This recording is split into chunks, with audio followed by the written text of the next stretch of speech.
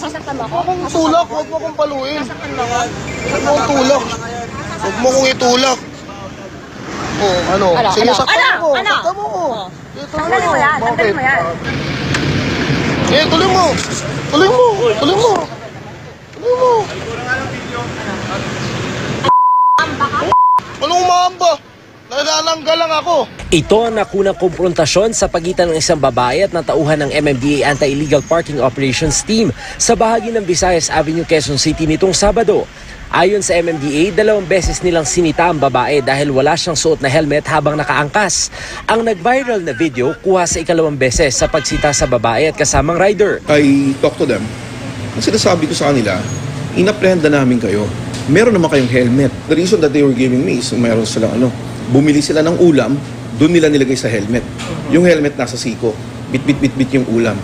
I mean, how logical is that? Bukod sa multang 1,500 pesos dahil sa paglabag sa no crash helmet policy, hinahanda na rin daw ngayon ng MMDA ang reklamong slight physical injuries at crime against person in authority and their agents dahil sa pagmumura ng babaeng sinita. Bakit kami binibidyohan? Pwede. Ano na, protection namin kami. Bakit kami binibidyohan? Bakit kami binibidyohan? Kanina pa naman, ayan o. May body cam. Bakit? Body cam yan. Bakit nga? Ibigay mo yung ID mo. Ibigay mo. Patikat ka. Huwag mo Huwag mo kong pakialaman, bakit rights ko to eh. Bakit? Bakit din? Rights mo yan? Paliwanag ng MMDA, hindi sila nag-upload ng video online at hindi ito ang kuha ng body cam ng enforcer. This is not about public shaming. Sinasabi pa nilang pinaglagyan niya ng ulam. I mean, ito is a complete disregard of the law. Tinikita ka na, sinabihan ka na. And then, dadaan ka pa sa harapan ng operations namin para ipakita na hindi ka talaga sumusunod sa batas.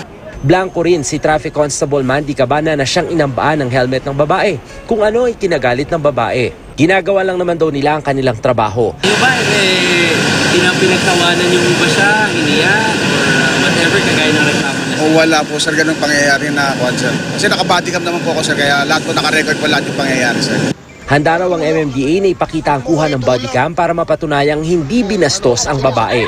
Tumanggi magbigay ng pahayag ang pamilya ni Joshua Garcia na driver ng motorsiklo. Di pa raw kasi umuwi si Joshua kasama ang babaeng kanyang angkas na nobya pala niya. Napagsabihan na raw ang dalawa. Sinubukan namin kunan ng pahayag ang babaeng nasa video pero hindi siya sumasagot. Bugbog naman ang inabot ng Grab driver na si Armando Yabut matapos umanong mapagbintangang magnanakaw ng kanyang pasahero. Kwento ni Yabut, February 9 nang isinakay niya si John Gino Simon at kasama niyang babae mula Makati papuntang Quezon City. Nakicharge raw ang pasahero habang bumabiyahe. Nang makababa na mga pasahero, naiwan daw ang cellphone sa backseat ng sasakyan. Pauwi na raw sa Taytay Rizal si Yabut nang malamang naiwan sa sasakyan niya ang cellphone ni Simon. Nang matanggap ang tawag ni Simon sa Grab system, bumalik ang Grab driver sa Quezon City para isauli ang naiwang cellphone. Pero bigla raw siyang binugbog ni Simon. Dinala po niya ako sa mayroong mga tao, then pinagsisigaw po. Yun yung masakit pinagsisigaw niya doon na magnanakaw to. Sabi.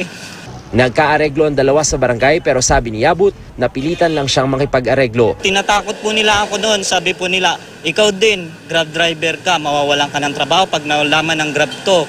Pinabulaanan nito ng barangay. Halos lumuhod siya dyan. Nagmamakaawa po siya. Sabi niya, please lang sir, huwag mo ko reklamo sa Grab. Sabi ng nagpakilalang abogado ni Simon, bukas daw magbibigay ng pahayag ang kanyang kliyente. Steve Dailisan, GMA News.